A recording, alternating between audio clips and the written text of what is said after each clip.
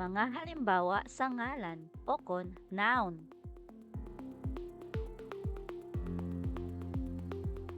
Ngalan sang lugar: Capiz, Iloilo,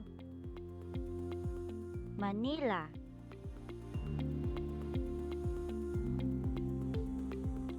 Ngalan sang tawo: nanay,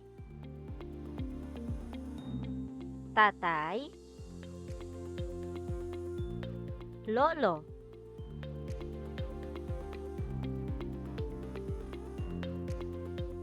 Ngalan sang sapat: ido, kuring,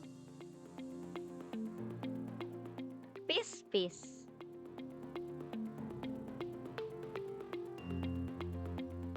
Ngalan sang butang: katre, silhig, bangko.